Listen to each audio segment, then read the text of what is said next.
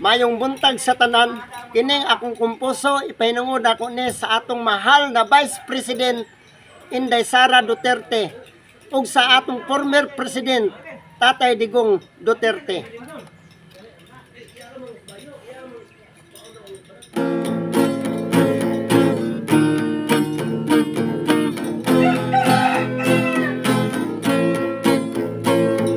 Naun sa bakuno, bibirma man kamo para lang ma-impeach ikaduhang Pangulo. Wala mo kahibalo, siya ang maayo. Inday Sara Duterte, maluluy ang tawo. Tatay Digong Duterte, sa siya'y presidente, hapsay pagdumala, ato ang nakita. Kanang mga adik, puno sa kakulba, nangundang sa Cebu, nagminaayong tawo.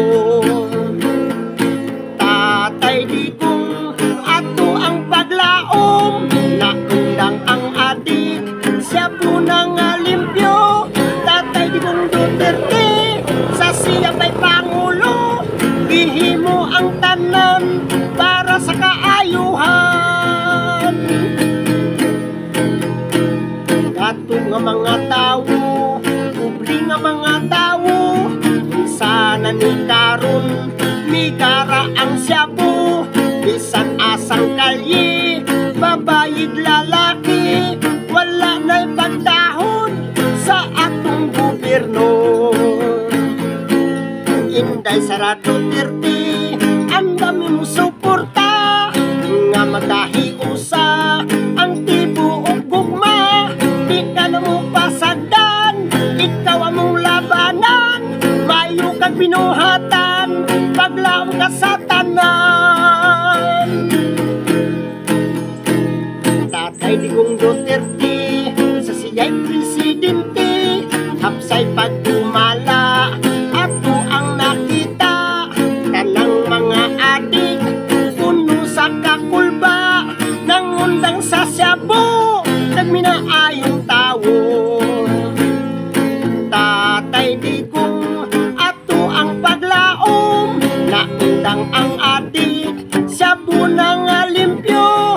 Tatay Digong Duterte, sa siya may Pangulo, gihimo ang tanan para sa kaayuhan.